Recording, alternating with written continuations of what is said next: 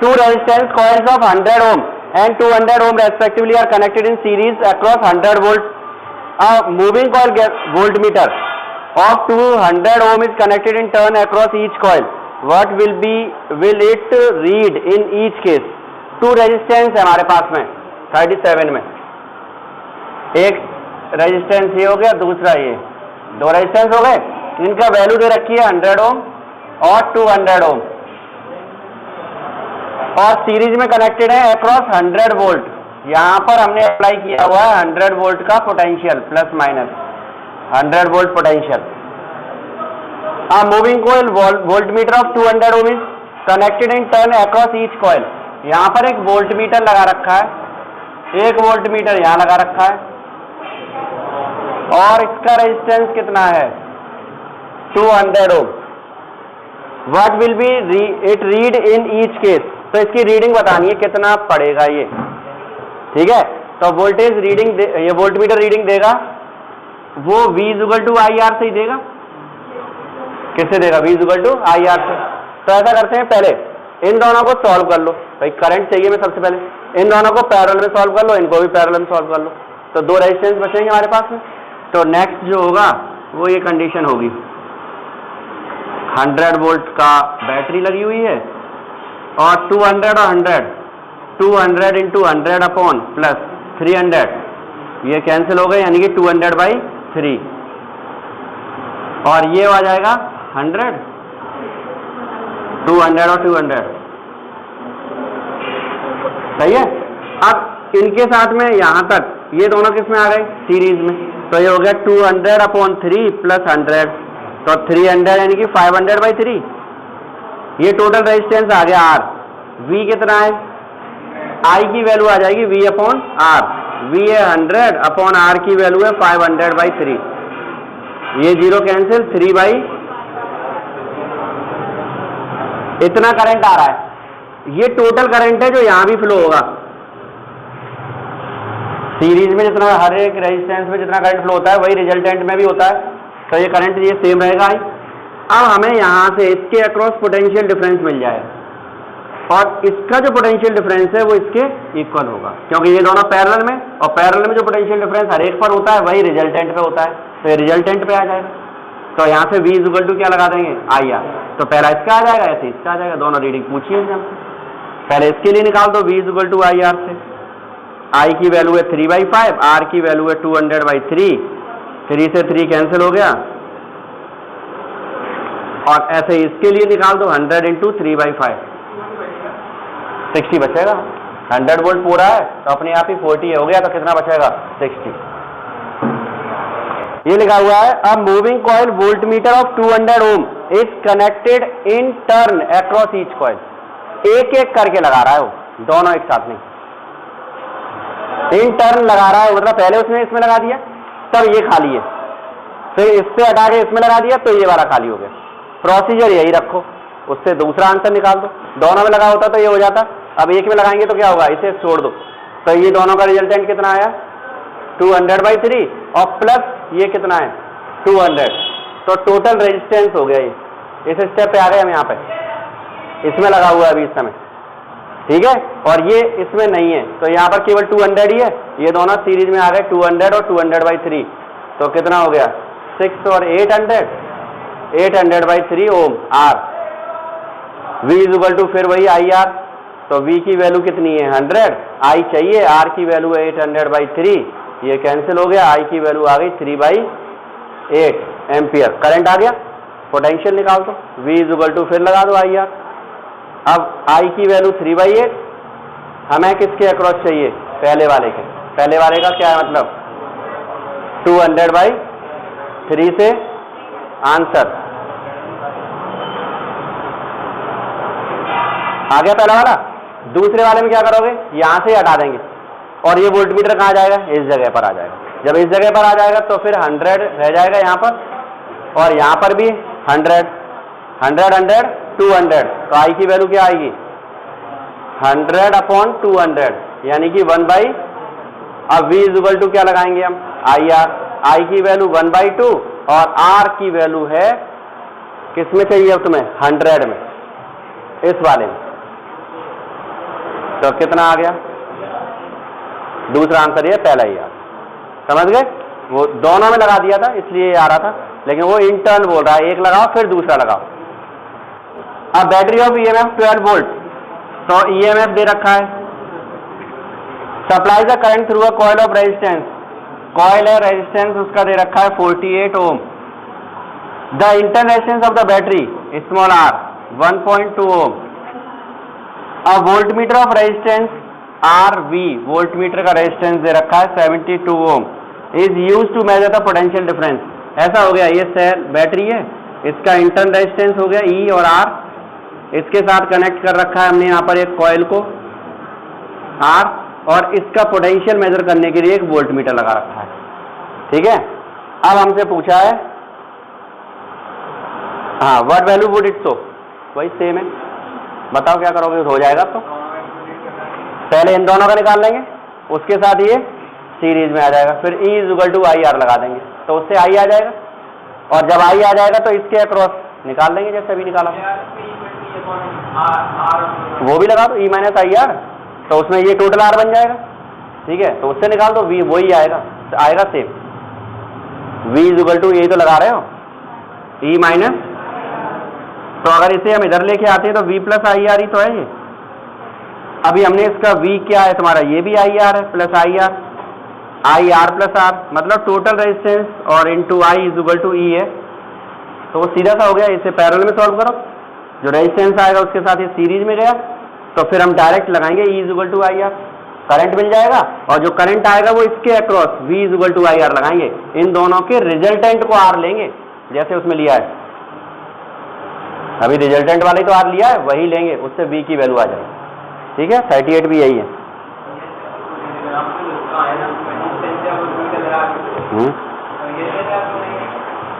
V इन दोनों का parallel कितना हो गया? 48 × 72/120, R1 R2/R1 + R2, और कुछ हो रहा है, और 10 है यहाँ पर, ऐसे ही कर दो, 4 2 8, 4 7 जा, इतना रेजिस्टेंस हो गया ये। ठीक है, अब जो टोटल रेजिस्टेंस अभी निकालेंगे हम, तो टोटल रेजिस्टेंस में इसमें हम 1.2 को ऐड करेंगे, तो ये कितना हो जाएगा? 30, ये बन गया टोटल। अब V = या E = क्या लगाएंगे? IR, इससे I की वैल्यू आ जाएगी, E की वैल्यू क्या है? 12, और R नीचे गया, R कितना है? अब पोटेंशियल रीडिंग V = क्या होगा? IR, और I की वैल्यू हो गई 12/30, और इंटू R की वैल्यू होगी 28 समझ गए? रिजल्टेंट जो आएगा, कभी भी वोल्टमीटर रीडिंग देगा ना, वो जो भी रेजिस्टेंस लगा होगा उनके अक्रॉस रिजल्टेंट के लिए देगा वो हमेशा, क्योंकि ये बात पढ़ रखी है, पैरेलल में पोटेंशियल सेम रहता है, जब पोटेंशियल डिफरेंस सेम है तो इसके अक्रॉस भी उतना ही होगा, इसके अक्रॉस भी उतना ही होगा, और वही होगा रिजल्टेंट के अक्रॉस, और सीरीज में करंट सेम रहता है, तो वो करंट वाली बात हम यहाँ पहले अप्लाई करते हैं, जो करंट निकालते हैं वो पूरे में चलेगा, तो इसमें से भी होके निकलेगा, इसमें से भी होके निकलेगा, वो रिजल्टेंट वाला ही होगा करंट। भाई हमने रेजिस्टेंस टोटल निकाल लिया नहीं, इस पूरे सर्किट का रेजिस्टेंस है, तो पूरे सर्किट का ही तो करंट निकलता है, लेकिन वो करंट सीरीज में कैसा रहता है? सेम, तो इसलिए हम यहाँ भी यूज कर लेते हैं उसे डायरेक्ट। चैप्टर 4 में सबसे पहले हम चलते हैं मैग्नेटिक डायपोल की बात करते हैं।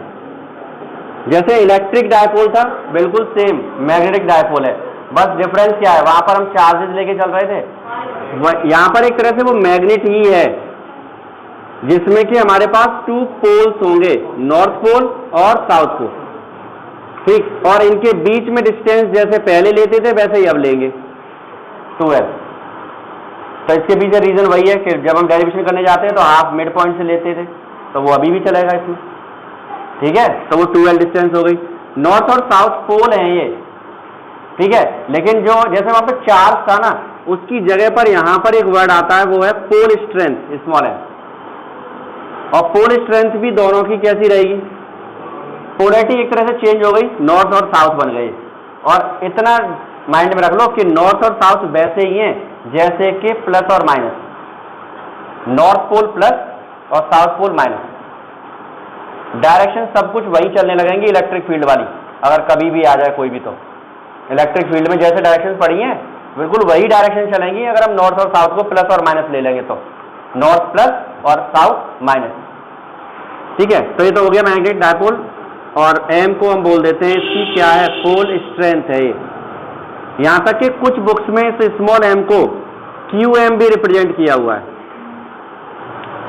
तो वही एक तरह से मतलब एक तरह से कंपेयर जैसा कर दिया उन्होंने कि एक चार्ज जैसा ही है, बस पोल स्ट्रेंथ है तो उसमें स्मॉल एम ऐसे लगा रखा है। ठीक है, इसके बाद इसी में एक वर्ड आएगा, वो है magnetic dipole moment. Magnetic dipole moment, और इसे हम रिप्रेजेंट करते हैं कैपिटल M से।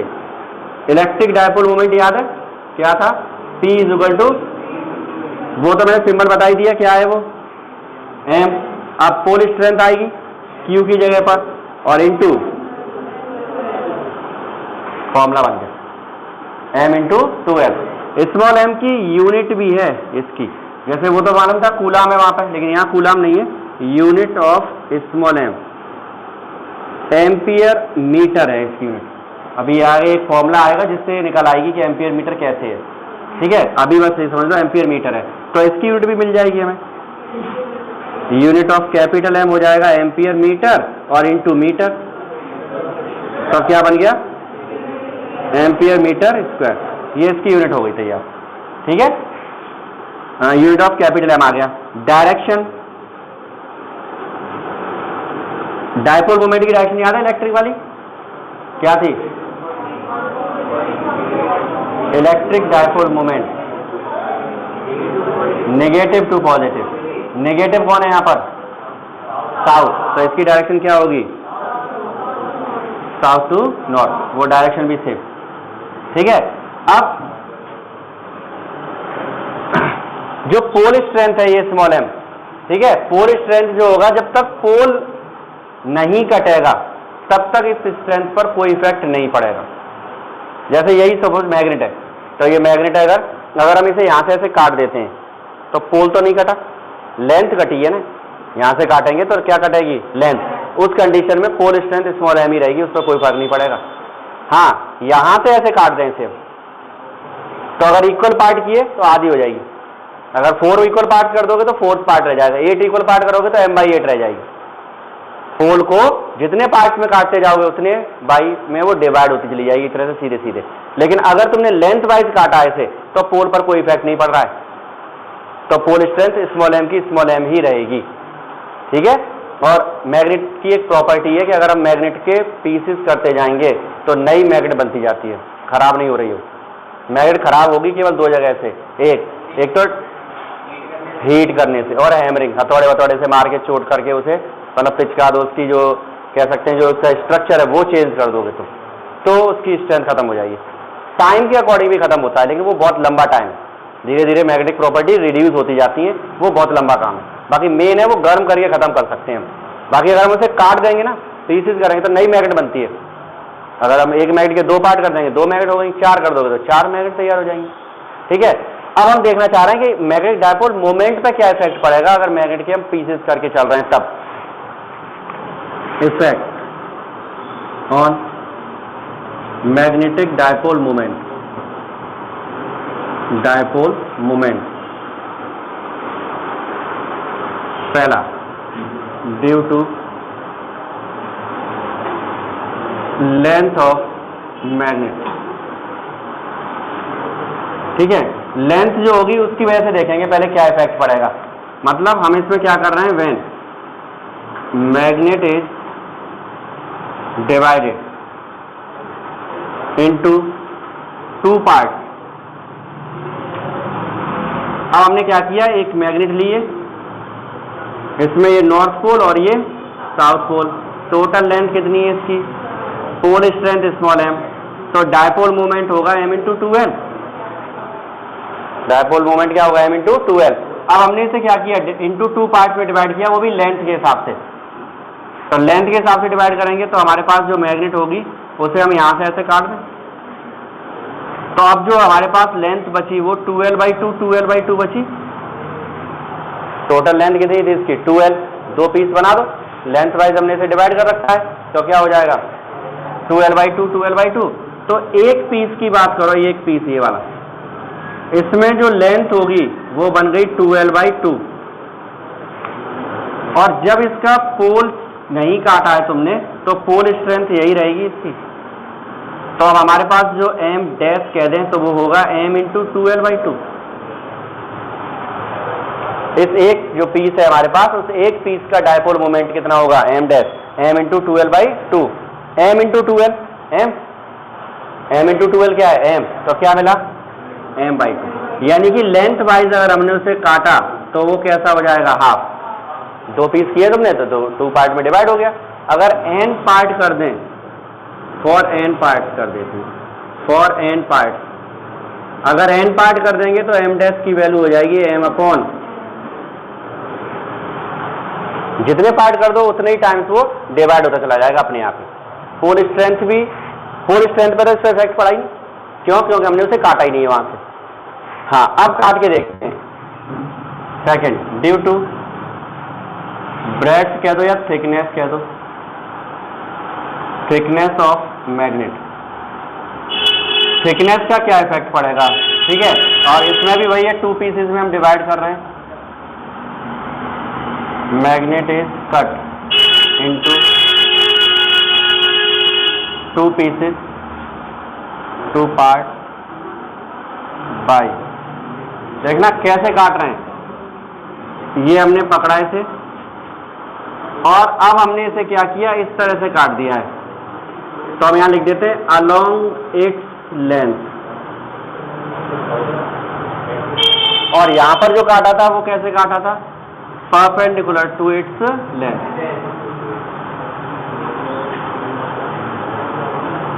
यहां पर हमने लेंथ के परपेंडिकुलर काटा था इसे, और यहां पर हम लेंथ के अलोंग काट के चल रहे हैं इसे। तो कैपिटल एम इस सिंगल पीस के लिए तो ये है ही हमारा पुराना ही। अब यहां पर सिंगल वाला पार्ट ले लो, एक ये। अब यहां पर पोल स्ट्रेंथ जो है वो कितने पार्ट्स में डिवाइड हो गई, 2, तो यहां पर क्या हो जाएगा, और ऐसे ही। और जो इसकी लेंथ है 2L, उस पर कोई इफेक्ट नहीं पड़ेगा, तो m डैश की वैल्यू होगी m/2 × 2L। तो कितना आ गया, m/, मतलब चाहे उसे लेंथ के अलोंग काटो चाहे लेंथ के परपेंडिकुलर, वो सेम रिजल्ट आएगा हमारे पास। ठीक है भाई, रिजल्ट कैसा आ रहा है, same. Third, if magnet is bent into shape of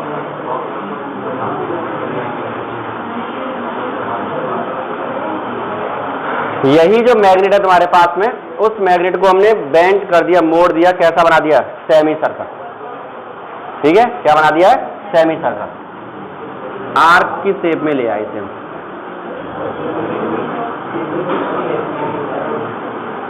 ये तैयार हो गया। अब ये नॉर्थ पोल और ये साउथ पोल, क्या होगा इसमें, यहां से यहां तक टोटल लेंथ इसकी 2L है। काटा तो है नहीं तुमने, पोल पर कोई इफेक्ट पड़ा नहीं है। जब पोल पर कोई इफेक्ट नहीं पड़ा तो स्मॉल m चेंज नहीं होगा, तो स्मॉल m ही रहेगा ये। अब यहां पर जो इसकी इफेक्टिव लेंथ है, यानी कि नॉर्थ और साउथ के बीच की जो डिस्टेंस है वो बदल गई। पहले ऐसा था ये, अब वो ऐसे घूम के आ गया, तो पास आ गए होंगे कुछ। कितनी कितनी हो गई इसमें, लो चलो मैं हिंट, ये तो इफेक्टिव लेंथ 2R हो गई। इस फिगर में देखो, इसकी जो लेंथ है वो कितनी हो गई, 2R। हम ऐसे लिख देते हैं कि जो 2L डैश है वो 2R हो जाएगी। नई लेंथ ले रहे हैं डैश के फॉर्म में, तो 2R की इक्वल हो गई। तब पुरानी वाली बात करो तो 2L जो है वो πr है। जो इसकी टोटल लेंथ थी 2L, वो अब क्या बन गई है, πr। सेमी सर्कल है तो क्या बन गई है, πr। इससे क्या आ जाएगा, r, और r की वैल्यू क्या होगी, 2L/π। यहां पर पुट कर दो 2 × 2L/π, ये 2L डैश हो गई।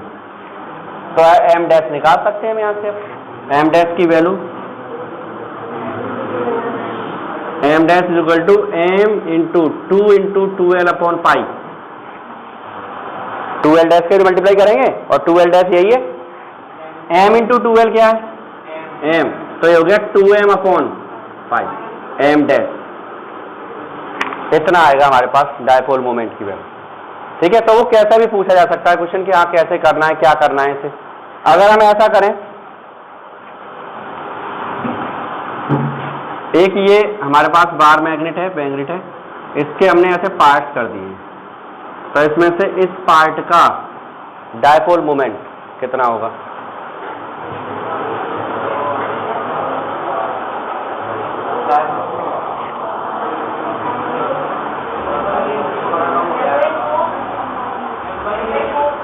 m/8। भाई इसका कोई इफेक्ट, ये तो पहले ही कंपेयर कर लिया हमने कि लेंथ के अलोंग काटो चाहे लेंथ के परपेंडिकुलर काटो, वो उतने ही पार्ट्स में डिवाइड होता चलता है। तो अब यहाँ पर दोनों ही तरह से काटा है हमने, ठीक है। तो जब दोनों तरह से काटा है तो सीधे सीधे देखो कितने पार्ट हैं इसके, 8 है, 1 2 3 4 5 6 7 8, और इक्वल पार्ट्स हैं तो कोई प्रॉब्लम नहीं है। अगर ऐसा ये होता कि ये इतना ऐसे दे देता है और ऐसे बेशक काट दे और उसी का पूछे शेडेड पोर्शन का, तो m/2 ही होगा वो। बेशक इधर कर दिए टुकड़े कर देने तो क्या फर्क पड़ रहा है। और अगर इसमें से कोई सिंगल वाले का पूछेगा तो m/8 ही होगा ये। ऐसा नहीं सोचो कि 5 टुकड़े ही तो हो रहे हैं सर इसके। अभी इसको पूरा इतना है, फिर उसके बाद ये ऐसा किया है, तो इसका जब हम पार्ट निकालेंगे तो वो m/8 ही आएगा, m/5 नहीं होगा। सही है, ऐसा नहीं कि वो इसके 5 पार्ट दिख रहे हैं, 1 2 3 4 और एक 5 आएगा ही नहीं। हाँ ये बात भी सही है, आएगा। हाँ इक्वल 5 पार्ट कर दो, आ जाएगा। भाई लेंथ के अलोंग ऐसे करके ले जाओ इसे और ऐसे काटते जाओ, 5 बराबर काट दो, m/5 आ जाएगा। सही है, मतलब जब हम डिवाइड करने वाली बात कर रहे हैं तो उसका सीधा मतलब ये हुआ कि वहां पर वो इक्वल होना चाहिए, तो उसी के अकॉर्डिंग कटेगा वो। आगे बात समझ में। जैसे मैग्नेटिक डायपोल मोमेंट में, और जैसे सपोज हमारे पास 2 बार मैग्नेट्स हैं, एक ये दे रखी है, दूसरी ऐसे परपेंडिकुलर रखी है दोनों, साउथ इसका ये है और ये नॉर्थ और ये नॉर्थ।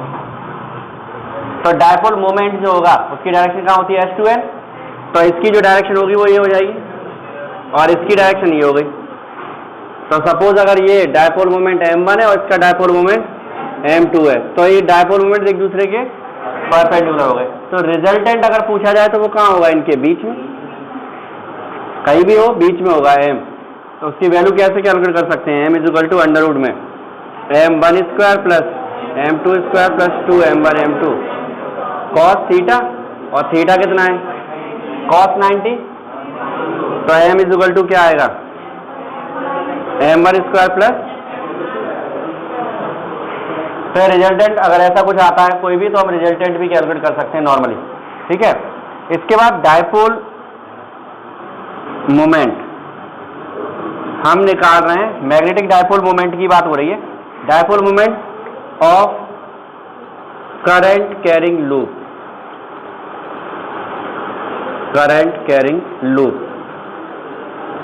और वो भी सर्कुलर करंट कैरिंग लूप है ये, और इसका डेरिवेशन नहीं है, सीधा फॉर्मूला है, और लिखना भी चाहेंगे तो फॉर्मूला बेस ही चलेंगे। अब ये हमारे पास करंट कैरिंग लूप है, इसकी रेडियस सपोज r है, और करंट जो फ्लो हो रहा है वो कितना फ्लो हो रहा है, I करंट फ्लो हो रहा है इसमें। तो जो मैग्नेटिक डायपोल मोमेंट होगा, मैग्नेटिक डायपोल मोमेंट